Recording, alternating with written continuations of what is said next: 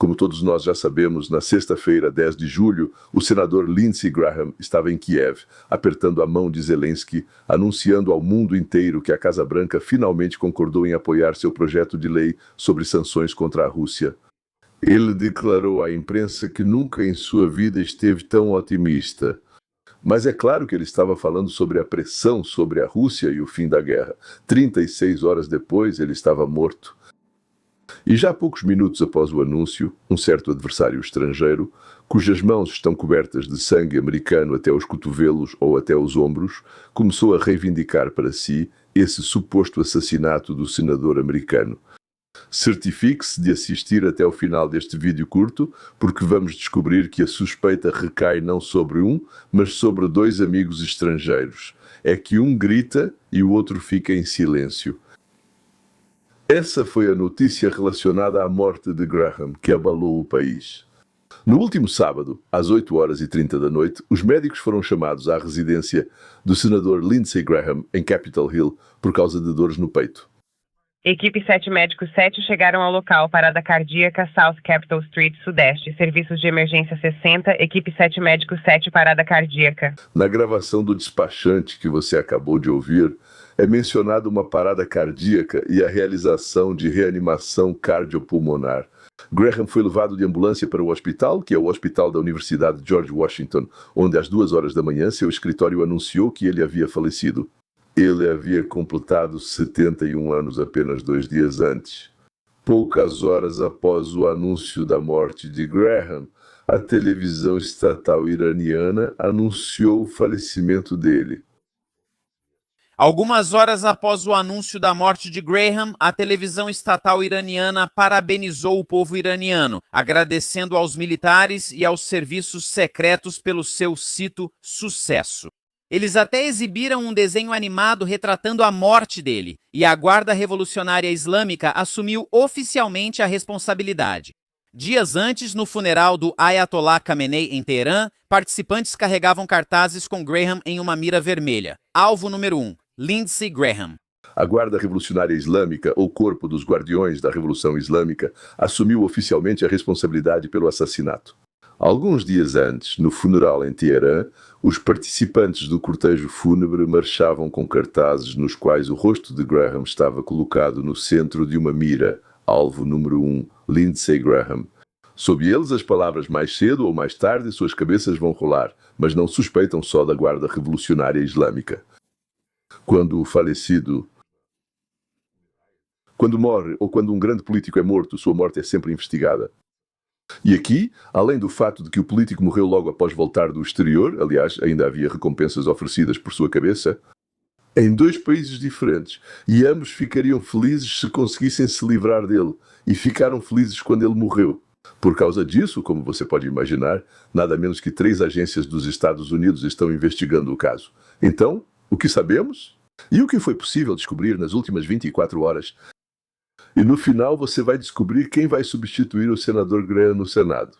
E é um movimento tão inesperado que causou ondas nos círculos políticos. Ondas nos círculos políticos. Sim, nas águas políticas, não sei exatamente como dizer isso. Bem, pelo menos nos Estados Unidos, se não em outros lugares. Suspeito que até no exterior também. Então, no final da semana passada, Graham esteve em Kiev. Essa já foi sua 10ª visita à Ucrânia. Ele visitou uma fábrica de drones, encontrou-se com Zelensky. Depois, ele ficou diante das câmaras e anunciou que a Casa Branca concordou em apoiar seu projeto de lei sobre sanções contra a Rússia. Ele voltou para casa e no sábado ele faleceu. Então, sobre as circunstâncias de sua morte prematura, apenas 71 anos ele não estava doente, certo? Exatamente. Surgem suspeitas justificadas. Aqui está o que realmente sabemos. O médico legista de Washington publicou uma conclusão preliminar, determinando a causa da morte como dissecção da aorta. Ruptura da aorta principal do coração, a principal artéria do coração, causada por doença cardiovascular aterosclerótica. A dissecção da aorta é tecnicamente diferente de um infarto. O infarto ocorre quando uma obstrução bloqueia o fluxo sanguíneo para o músculo cardíaco e esse músculo morre. Bem, imagine um cano entupido. E a dissecção é algo completamente diferente. É uma ruptura da parede interna da aorta. Mais uma vez, essa é a maior artéria do corpo, por onde o sangue acaba entrando na própria parede, separando suas camadas. Imagine, sei lá, uma mangueira de jardim que começa a se separar de dentro para fora. É isso mesmo. O vaso literalmente se rompe. É exatamente isso que pode acontecer com um homem de 71 anos com doença cardíaca após um voo transatlântico e um trânsito exaustivo. Ele era um workaholic, como dizemos aqui, workaholic, viciadão em trabalho. O FMR presta assistência às autoridades locais. Esse é o procedimento padrão quando uma pessoa pública morre na cidade. Bem, quero dizer, na cidade de Washington.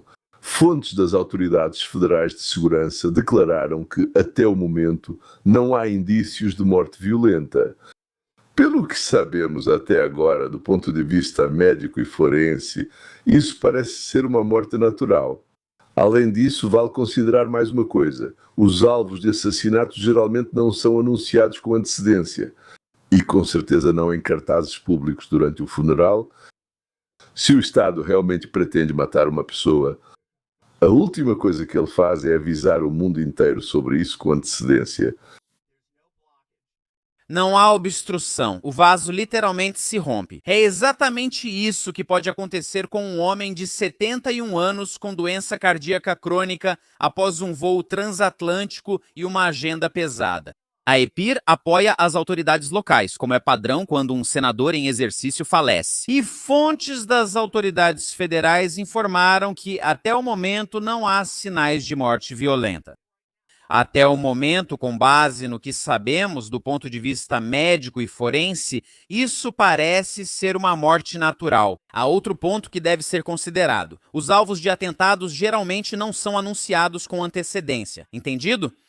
Com certeza não em cartazes públicos durante um funeral. Se o Estado realmente pretende matar alguém, a última coisa que vai fazer é anunciar isso para o mundo todo com antecedência. Por exemplo, a inteligência israelense revelou o complô iraniano para matar o presidente Trump. Foi uma operação iraniana profundamente secreta, que deveria ser realizada enquanto Trump estivesse na cúpula da OTAN em Ankara, na Turquia, o que levou o serviço secreto a trocar o avião de Trump antes da decolagem. Mas o princípio aqui é o mesmo. Não se pode anunciar publicamente o que você pretende fazer antes de realmente fazer. O que você está prestes a fazer antes de fazer. Assassinatos geralmente são extremamente discretos. Claramente não foi o caso desta vez. No caso do Irã, você entende quando seu inimigo declarado morre de qualquer coisa, de um coágulo sanguíneo, de uma artéria rompida, de velhice, seja o que for, caiu, bateu a nuca, certo?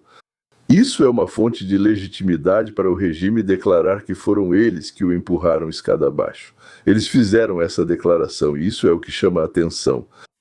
Fizeram isso de forma demonstrativa. Quando um serviço de inteligência regional mata alguém, e isso acontece, normalmente eles ficam em silêncio e contam com, como dizem, uma negação plausível se precisarem negar. Por outro lado, quando o regime precisa de uma vitória que não conquistou, ele a reivindica publicamente para si. Ou seja, é um regime que desconta um cheque que nunca assinou. Outra figura internacional chama a atenção. Sem dúvidas, Lindsey Graham não era amigo da Rússia. Além disso, as autoridades russas ainda Senhoras, é certo que Lindsey Graham não era amigo da Rússia? No terceiro ano, emitiram um mandado de prisão contra ele. Eu repito, emitiram um mandado de prisão contra ele. E em 2024, Graham foi oficialmente declarado terrorista. A Rússia realmente tem um histórico documentado de uso de toxinas indetectáveis e vários agentes neuroparalíticos, especialmente desenvolvidos para simular um ataque cardíaco. Mas, ao mesmo tempo, como posso dizer, por mais tentadora que seja essa explicação, nenhum órgão dos Estados Unidos, nem o FBI, nem o Serviço Secreto, nem a CIA, nem a Polícia do Capitólio, nenhum órgão dos Estados Unidos apontou para uma morte violenta. Talvez só ainda não tenham encontrado. E nós não estamos limitados por relações internacionais. A obrigação de não fazer suposições não confirmadas e tudo mais, certo? Nós podemos fazer suposições não confirmadas. Para ser sincero, eu descarto completamente a versão do Irã. Eles gritam alto demais para realmente fazer alguma coisa.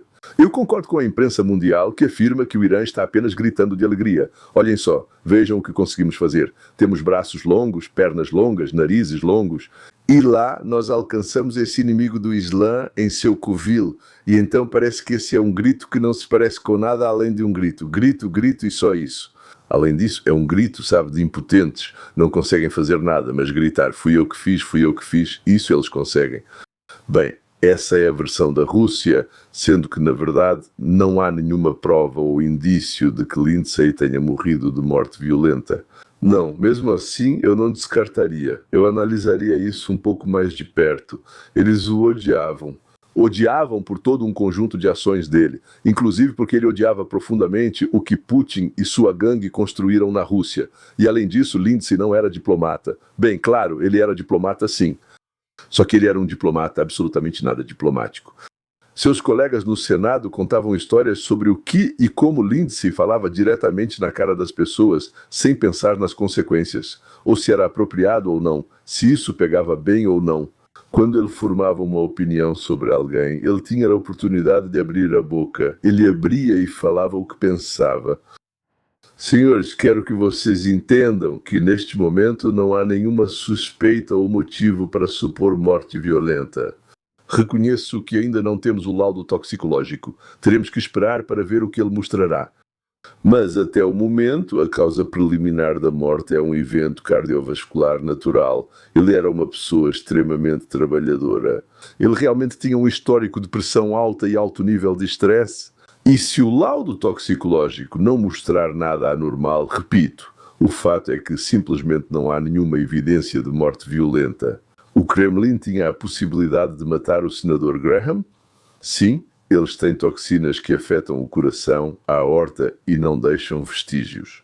Sim, eles poderiam em Kiev ou em qualquer outro lugar da Ucrânia encontrar uma maneira de se aproximar dele e de alguma forma aplicar a toxina na pele, borrifar no ar ou colocar na comida. Tinham motivo para eliminar o senador? Sim, sem dúvida. Ele era uma figura de destaque e odiava o regime de ladrões e assassinos. Odiava pessoalmente Putin e seus companheiros. Além disso, da antipatia pessoal por Zelensky, ele passou a entender que ajudar a Ucrânia era lutar contra a expansão da Rússia. Por isso começou a ajudar ativamente a Ucrânia. Aconteceu algum evento que poderia ter levado a Rússia a cometer um assassinato? Sim. Graham acabou de anunciar que o projeto de lei que impõe uma tarifa de 500% sobre as importações de todos os países que ajudam a Rússia comprando petróleo, gás e urânio de lá foi aprovado. E foi aprovado pela Casa Branca, e foi ele quem conseguiu isso. E que quando ele voltar para casa, ele vai apresentar esse plano ao Congresso e começará o processo pelo qual a Rússia poderá sofrer enormes perdas. Ou seja, a Rússia tinha um motivo, tinha uma oportunidade, aconteceu algo que deveria provocar uma reação forte nos altos escalões do Kremlin. Agora, a última pergunta. Então, na sua opinião, a Rússia tem a capacidade de matar alguém? Se essa pessoa atrapalha a Rússia, se em breve ela fizer algo que cause sérios danos ao Kremlin, à cooperativa Ozero, à economia, a Voronie e a Slobodka, o Kremlin vai pensar no lado moral da questão ou vai matar? Por favor, escreva nos comentários o que você pensa sobre isso. Enquanto isso, quero que vocês vejam como o senador Lindsey Graham reagiu à acusação de estupro feita contra o candidato à Suprema Corte, Brett Kavanaugh. Depois que cerca de uma dezena de senadores tentou, de forma suave e discreta, dizer à acusadora que ela não tinha absolutamente nenhuma prova. Tudo que ela diz não condiz com os fatos. Os democratas que a trouxeram para a audiência a usam como instrumento de mentiras e para incitar desconfiança. Não. Depois dessa ladainha melosa, ouça o que aconteceu quando chegou a vez de Lindsey Graham. Eu nunca faria com eles o que vocês fizeram com esse cara. Isso é a farsa mais imoral que eu já vi em toda a minha carreira política. E se vocês realmente quisessem saber a verdade, com certeza não fariam o que fizeram com esse cara. Você é um estuprador em série? Não. Eu não consigo imaginar pelo que você e sua família tiveram que passar. Meu Deus, como você deseja o poder. Espero que você nunca o consiga. Espero que o povo americano enxergue essa farsa. E não, você sabia disso e escondeu. Você não tinha intenção nenhuma de proteger a doutora Ford. Nenhuma. Acredite em mim, Não é assim que senadores e membros do Congresso falam com testemunhas, especialistas e coisas do tipo. O senador Graham era o que chamam de neoconservador, ou seja, não exatamente um adepto da linha América Primeiro. Por mais neoconservador que Graham fosse, realmente perdemos um dos nossos. Sim, Graham era um homem de opiniões variadas. Com algumas coisas concordávamos, com outras não, mas ninguém ficava neutro quando se tratava de Lindsay. Ele podia enfurecer seus próprios conservadores em uma semana e na seguinte ser o melhor amigo deles. Ele podia dizer que o pessoal do MAGA não tinha esse direito e na semana seguinte defender o MAGA melhor do que os próprios membros do MAGA. Esse foi o momento mais marcante de Lindsey Graham. Ele mostrou a Trump e a todos que sempre estaria conosco. Como já disse, ele não era um lealista do movimento América em primeiro lugar. Mas, por mais paradoxal que pareça, ele entendia e defendia Trump e o movimento MAGA com muito mais determinação do que qualquer um, como Thomas Massie ou Marjorie Taylor Greene. Por mais irônico que seja, ele sempre esteve pronto para nos defender quando precisávamos dele. O papel dele no Senado é o de ser o elo de ligação entre a administração e o Senado. E também, de modo geral, uma pessoa de confiança do presidente Trump. Eles eram realmente amigos, pessoas com ideias semelhantes, que discordavam em algumas coisas, certo? Mas eles eram aliados e amigos, ele estava bem no centro dos esforços que ajudaram o presidente Trump a reorganizar a ordem política. Tanto dentro do país quanto no exterior. Naquele momento, Graham trabalhava ao mesmo tempo em um acordo de defesa entre os Estados Unidos e a Arábia Saudita. Ele participava da normalização das relações entre Israel e a Arábia Saudita, além de promover um projeto de lei de sanções contra a Rússia. Ele desempenhou um papel fundamental nos esforços para aprovar o projeto de lei Salve a América. Aquilo que eu contei para vocês sobre a votação. Graham é insubstituível, mas ele precisa ser substituído. Não há o que fazer. Ele não está mais conosco. E mais uma vez, Graham é insubstituível porque ele é único. Ele amava a América, amava o povo americano. Ele será honrado, lembrado, que Deus tenha misericórdia de sua alma e abençoe seus entes queridos.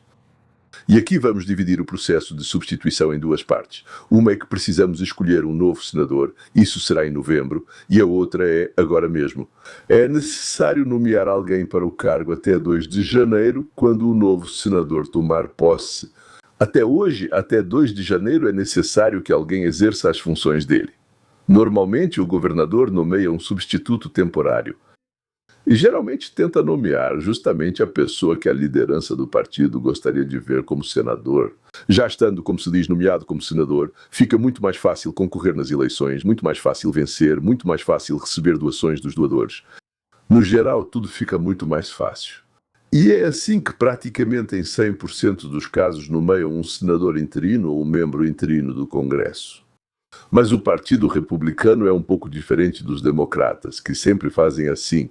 Aqui no Partido Republicano, 3 pessoas estão disputando a vaga. E nomear um deles como interino seria uma interferência da liderança na decisão que depois será tomada pelos membros do partido. O exemplo máximo desse tipo de nomeação entre democratas foi Kamala Harris, escolhida diretamente pela chefia, sem consulta a outros. Querendo ou não, aí está ela para vocês engolirem. O Partido Republicano tenta ser diferente. Parece que a decisão foi sugerida ao governador por Trump. E foi decidido nomear alguém que, com certeza absoluta, só ficará no cargo até as próximas eleições. E o cargo do novo senador depois será, como se diz, disputado por um desses 3 nas prévias, e depois os democratas apoiarão os republicanos, e aí veremos o que acontece. E Donald Trump sugeriu, e o governador do estado da Carolina do Sul nomeou temporariamente para o cargo de senador dos Estados Unidos pela Carolina do Sul a irmã de Lindsey Graham, que ele adotou quando seus pais morreram, para que ela tivesse direito a todos os benefícios que o serviço dele proporcionava. Então, a nova senadora pelo estado da Carolina do Sul, Darling Graham Nardone, nasceu em uma pequena cidade, em uma família que tinha um bar e uma sala de sinuca. A família morava em um único cômodo. Toda a família ficava em um único cômodo nos fundos desse estabelecimento. Quando Darling tinha 12 anos, a mãe dela morreu de linfoma de Hodgkin. 15 meses depois, um ataque cardíaco levou o pai. Em vez de viver sua própria vida, o irmão mais velho, com 22 anos, estudava na faculdade. Ele assumiu a tutela da irmã e, mais tarde, entrou para a Força Aérea, adotando-a oficialmente para que os benefícios militares também se aplicassem a ela. Lindsay nunca se casou, ele não teve filhos. E, de certa forma, Darlene se tornou sua família mais próxima. Ela era quase uma companhia constante dele em eventos públicos, como, por exemplo, no anúncio de sua campanha presidencial de 2015, na feira de Iowa, em dezenas de encontros de campanha. Mas, ao mesmo tempo, ela nunca foi política, nunca disputou um cargo, nunca construiu sua própria carreira na política. Ela passou a vida trabalhando em um escritório de assistência social, ajudando pessoas com deficiência a conseguir emprego, sempre de forma discreta e fora dos holofotes. É exatamente por isso que sua candidatura ao cargo de senadora interina parece simbolicamente diferente de uma nomeação política comum. Trump poderia ter recomendado ao governador alguém que já estivesse de olho nas primárias, dando assim a essa pessoa uma enorme vantagem muito antes da votação dos eleitores. Mas a escolha recaiu sobre uma pessoa que nunca participou da vida política e nem planeja disputar o cargo de forma permanente. Isso parece uma recusa consciente de tentar predeterminar o resultado das primárias de cima para baixo. Um gesto que deixa o direito de escolher o futuro senador justamente para os eleitores da Carolina do Sul e não para a liderança do partido. E nesse contexto, a nomeação é interpretada de forma dupla, como uma homenagem pessoal ao irmão, com quem ela dividiu não apenas uma história de vida, mas literalmente o mesmo quarto na infância. Isso é raro até na política atual. Um exemplo de poder que conscientemente se afasta para não atrapalhar a voz do povo, o direito do povo de escolher. Do ponto de vista político, talvez não seja totalmente correto, mas eu gosto muito disso. Muito bem, Trump, muito bem, sul-carolinianos. É só isso.